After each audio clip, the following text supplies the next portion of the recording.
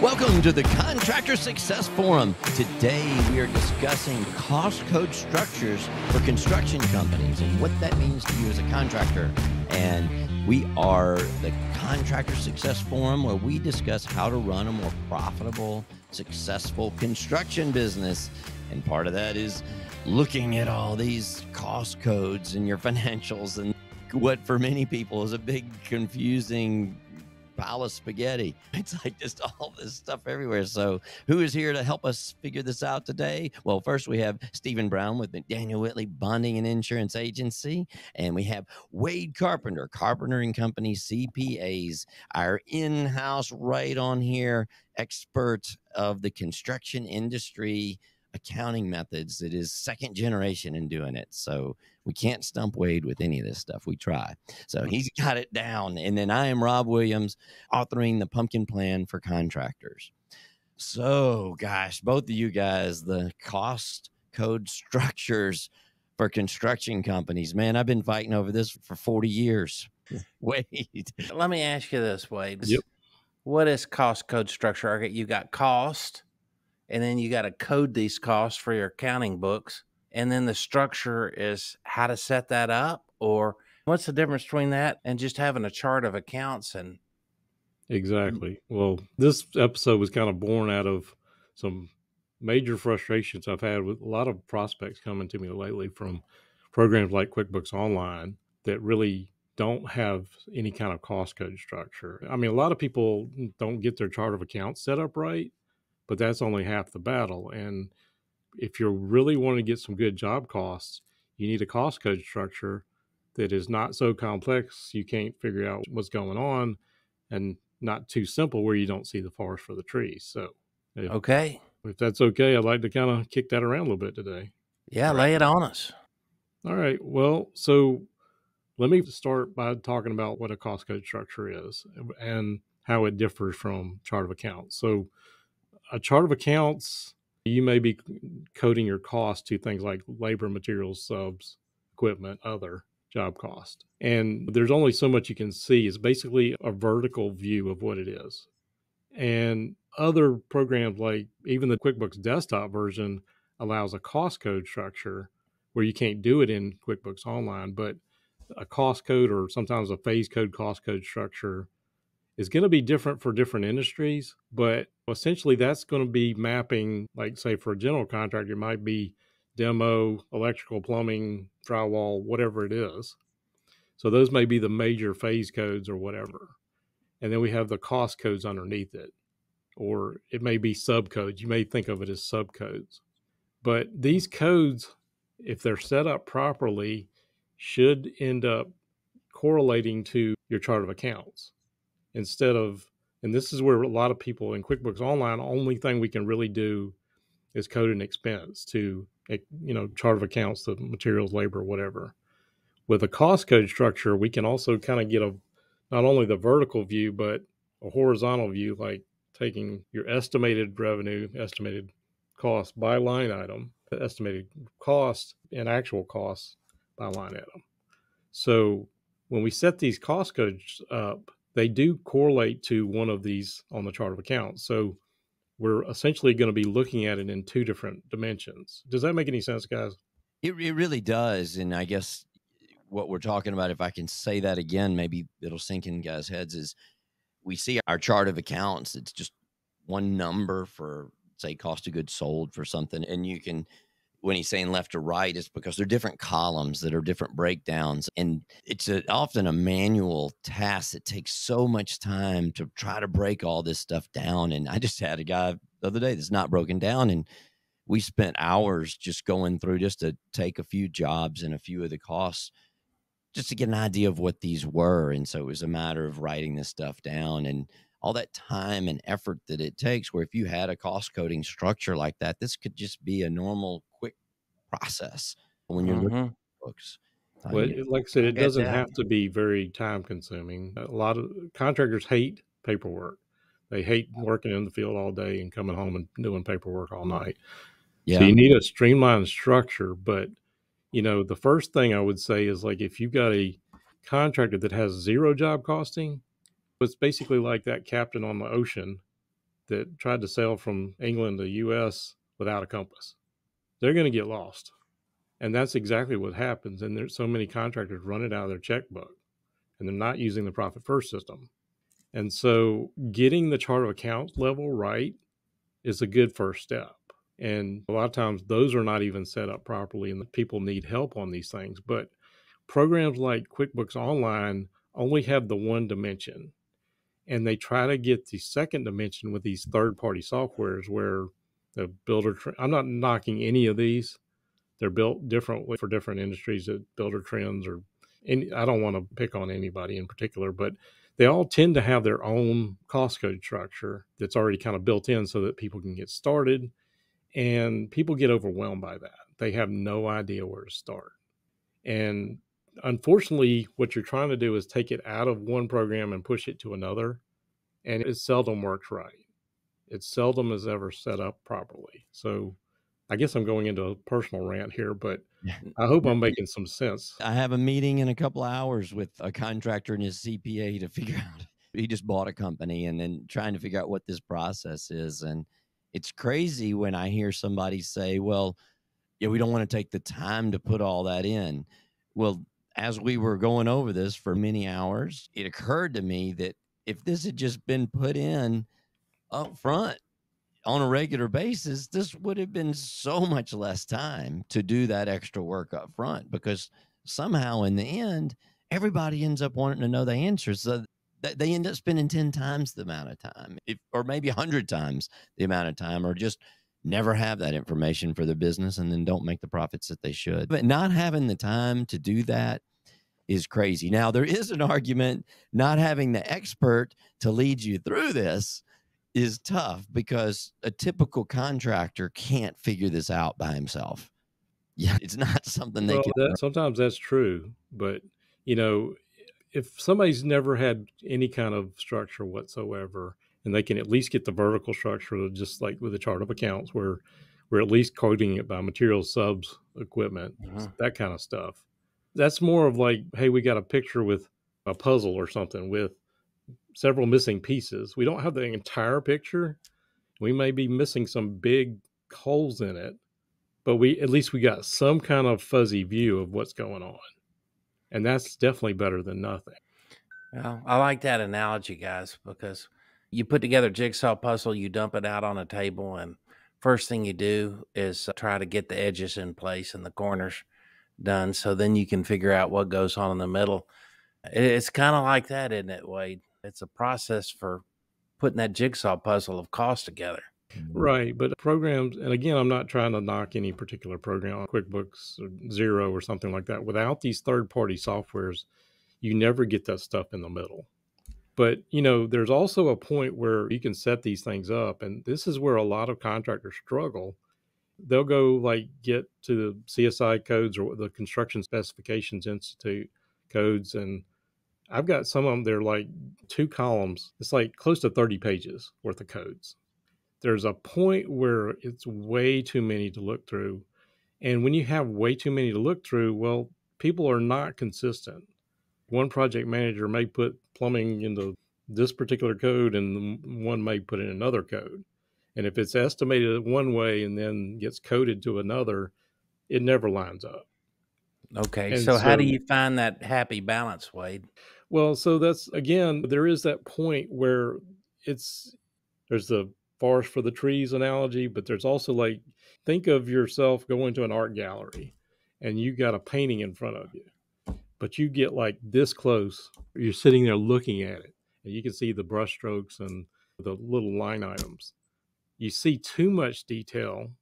You can't see the picture. You can't see the big picture. Okay, I like that analogy. I got it. So what we're talking about is we need to have some happy medium. Don't go taking what is automatically plopped in there from your software that you inherit.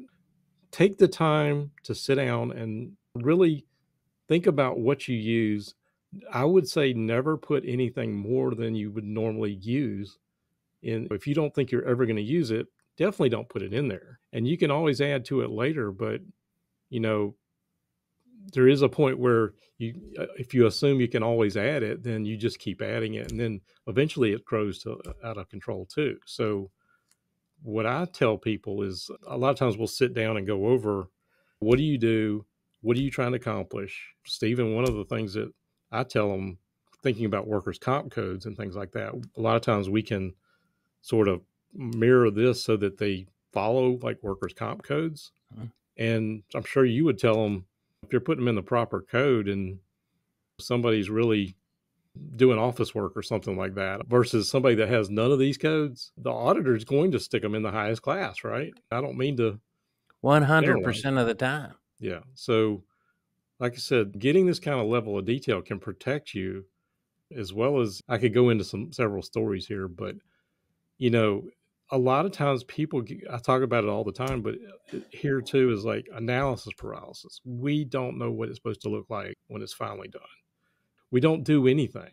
It's like we got this whole list, we don't use any of them because we don't know which ones to use. Versus, again, going back to even if you had the chart of accounts level, that's much better than nothing. But at the chart of accounts level, you can't really say, here, this is what your budget versus actual in most of these programs. This is something that I work with contractors a lot, and I've had a lot of them lately. And so that's why I kind of wanted to talk about it today. Yeah, well, I hear it. It's almost I hate to say it's almost everyone, but it is almost everyone that calls me that we have this kind of issue. Occasionally I'll get one that's just really set up in the beginning. But now, do you have any kind of tips and tricks for us, Wade? Yeah. What kind of action plan do you need to put in place to get this thing started? Might be two different things. Yeah. Well, first of all, I would say don't necessarily get so wrapped up in these third-party softwares where they got their own chart of account, their own cost code. And that's another personal rant, which we could probably spend another episode on. But I have seen people spend tens of thousands of dollars on these other add-on programs to get that job costing. And they never, as much as they spend a lot of money on consultants, and they never get going. So if you even get the basic level down, you're much better off than having something fancy that you never use. I'm so glad you said that. That was my number one question that I was going to ask is, I've had it happen myself. I remember this poor guy, Danny, that worked for us. We put him in charge of this project, and I don't think he volunteered for it. And so after 2 years, no, he didn't. Yeah. I'll just go ahead and answer that question. He was still sitting at the desk and never got a single project out of it after 2 years. And it's unbelievable. We go and we see this vision as the owner, and we're like, okay, let's delegate this over here. How big of a piece of the pie should we bite off, and how do we judge that? I'm going through that right now with somebody, Wade. How do you decide what increments can this be in, and how do you not get too ambitious so you see some kind of benefit over it in a short time, a month? Is it a time frame that you're going for, or how do you address that? Well, sometimes you do have to start off at the basic level and build into it. But, as far as like creating an action plan from implementing something like this, number one, I would say the first thing is get some samples from your industry, go to places like the Construction Specifications Institute and get theirs. But again, that's going to be huge. I don't want to generalize because there's different industries, and the structure for a general contractor is going to be different from a concrete contractor. A general contractor probably wants those demo, electrical, plumbing, grading, those kind of major categories, but they don't care about like the concrete and all the little things underneath it. Whereas a concrete contractor wants to have these specific line items so that they can track that better. So it's hard to generalize on this.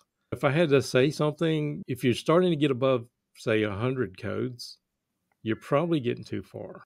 If you get over 200 or something like that, maybe you just need to stop. Take a breath. Yeah. Life. Maybe you gather several samples and then just kind of break them down, but limit the number of things you got. Again, recognize there's a point where there's not enough detail, and there's a point where we're like right there looking at that painting right in our face. Well, Wade, what about taking this and setting it up according to your time frame of the construction project.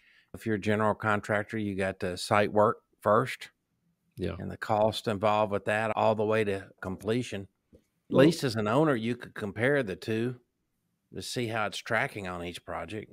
right. And some people think of it more of a phase code type thing. And Mm-hmm. for exactly what you're saying, like a developer, that type of structure is exactly what you're probably looking for, or a lot of general contractors would run it that way. But, Mm-hmm. again, don't take that canned template and get some people in your team involved, I would say. And if you're still struggling, reach out to somebody, the construction oriented CPA, or, that helps. Don't rely on these software guys. That's sorry, that's a personal rant too, but Oh yeah. these software guys just, like, here you go, take them all. And sometimes It's not again, practical. It's just not it's, practical. It won't well, work. it'll also kind of gum up your accounting software and make it run slower when you have 1,000 codes or something like that. But One other point on that, Stephen, when you were talking about where do you do that, for us, it was always how do you pay your invoices and how are they broken down? Because, God, it was such a pain in the butt when you get one invoice and then if you're trying to break that down more specifically, that's somebody in your shop has got to break that one invoice down into 4 different categories off of that one. Mhm. So if you could have everything, a whole invoice or the way you're paying something all goes into one category, it sure makes things easier. But I guess my point on that is look at your field process and your office process, not just the computer, and figure out how you're going to get that data in there and make it simple, because you can create a whole lot of things. Sometimes it is changing the field process. It's like, I think we had, for example, cornice, your trim on the outside of your house was broken into one invoice, and then the framing lumber was another one. And so we actually made sure we changed. And so we had one purchase order for the cornice and then another one for the lumber order. So we had to break it down like that. And so that was a way we actually had to change something in the field just to make sure they didn't order the whole house in one ticket. They may deliver it at the same time, but there are processes, and that's just a simple example. But I'd say the plumber and the heat and air, they usually turn their money in different draws. And we were sort of forced to do some of our coding by the way we did business in the field, not necessarily just the way that I wanted to see it based on the way we estimate. Because well, I mean, honestly, that's a great point, Rob. The way you estimate is when I'm working with somebody, that's one of the first questions I ask them. How do you estimate? And inevitably, if they have 2 or 3 estimators, they all do it a little different way unless you tell them. But a lot of times your schedule of values on your AIA billings, I mean, you have those things that you got to break down. And if there are common things you use, that's fine. But I had another situation recently where we had set the chart of account of the cost codes as well. And they got a new client that they were wanting like every single detail. all And the time. they were like coming to me like, we need to add, 200 codes. And I'm like, no, that's where you sitting there, you letting your customer, yes, if they're like huge customer and you're going to stay with them a long time, maybe you should make some consideration there, but don't just throw the baby out with the bathwater just because one customer wants to see so much detail that it's stupid and they're not going to pay attention. Well, they may look at every line item, but is that really the customer you want? Okay, so make it simple, but make it accurate. Yep. Okay. I know we've probably gone a little long on this one, but I did put together, if anybody wants like an action plan. Yeah, talk about that for a minute. We got time. Well, I kind of talked about the major steps, but I put together a little handout for tips and tricks and a checklist for developing this. So if anybody wants that, they can go to my website at carpentercpas.com, and we're glad to give it to them for free. Yeah, and we can put a link in our show notes or YouTube notes or wherever you're listening that. So, which is another plug for us. Let us know, subscribe or do those things so we'll know where you guys are listening so we can put that down. That's really the only way we know where you're listening. We don't necessarily get all the data we would like to see. So if you guys, your regular listeners, can actually hit the subscribe button on wherever you're hearing this or watching it. That'll help us. So, yeah. Well, anything else on that way? Do you want to go into any of those, or is that? No, like I said, I mean, if they were interested, I'd be glad to give them that for free. Or if they, Yeah. again, I hear this all the time, every time I'm taking on a new client, and people struggle with it all the time and they don't know how to move forward. So I just wanted to kind of bring it up today. Yeah. Well, that's great. And I think one of my big takeaways from today is bite off what you can chew on this thing and try to make these things match your systems. And when you want to do this, don't just go with what you want to see because you saw that. Go what you can actually do and think of the benefit you're going to get from it and what cost and effort it's going to take to do it. But I tell you, if you're going to need it on the end, it's, I would say, almost always easier to do it on the front end and put your processes in place than trying to uncover this after the fact, because it's not impossible, but it's a matter of like pulling all the invoices and looking at this stuff. It's just insane to try to get those answers on the tail end where you can get it on the front end, but standardize and get a process and a system for it. It's my takeaway. Hey, Stephen, how about you? Is the bonding guy? Because I feel like this is the information that we get. And sometimes, since you were my bonding agent, I sort of felt like I was turning in my exam, my final paper to the bonding company to kind of give me my grade. And how's this look to you guys? Yeah. Well, that's not the case. Bonding companies want to know your tracking cost so that they can know that your estimated profits are going to hold true. And that's the key to unlocking your bonding. So thanks, Rob, for asking. Wade, great topic. Thank you.